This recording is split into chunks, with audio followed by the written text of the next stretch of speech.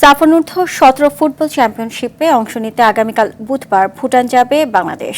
Champion হওয়ার লক্ষ্য থাকলেও ভুটানের উচ্চতা ভাবাচ্ছে খেলোয়াড়দের। 20 তারিখ থেকে শুরু হতে যাওয়া 7 দলের এই টুর্নামেন্টে বাংলাদেশ উদ্বোধনী ম্যাচে লড়বে ভারতের বিপক্ষে।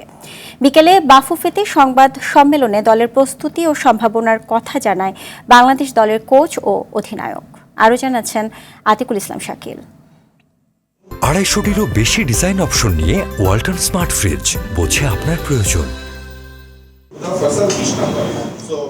অনূর্ধ্ব 20 সাফ চ্যাম্পিয়নশিপ জয়ের পর এবার হাতছানি অনূর্ধ্ব 17-তে ভালো কিছু করার। তবে বাংলাদেশ দলের প্রাথমিক লক্ষ্যও ফাইনালে ওঠা। যাওয়ার আগে কোচ সাইফুল বারী টিটুর অধীনে 1 মাসের প্রস্তুতি কাজে দেবে বলে বিশ্বাস ফুটবলারদের। সংবাদ সম্মেলনে অধিনায়ক নাজমুল হুদা ফয়সালের কণ্ঠে আত্মবিশ্বাস। ফার্স্ট ম্যাচটা আমাদের জন্য অনেক ইম্পর্টেন্ট, কারণ ওইটা উইন হইতে পারলে হয়তো আমাদের সেমিফাইনালটা কনফার্ম বলা যায় আর কি। আমরা আমাদের দিক থেকে সর্বোচ্চ চেষ্টা করব।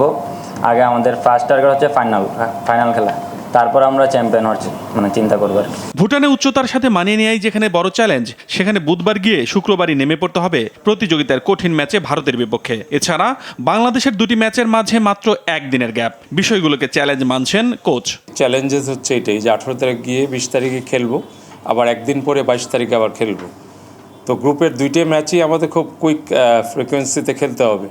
সো এটার জন্য আলটিমেটলি আমাদের প্রস্তুতিটা আমরা চেষ্টা করেছি যতটা ফিজিক্যালি আমাদের সর্বোচ্চ পর্যায়ের ফিটনেসটা থাকে। গ্রুপ এতে ভারত বাংলাদেশের সাথে সেমিতে ওঠার প্রতিদ্বন্দ্বিতা করবে মালদ্বীপ, আর গ্রুপ বিতে স্বাগতিক ভুটানের সাথে লড়বে পাকিস্তান, নেপাল ও শ্রীলঙ্কা। আতিকুল ইসলাম শাকিল, RTV, ঢাকা।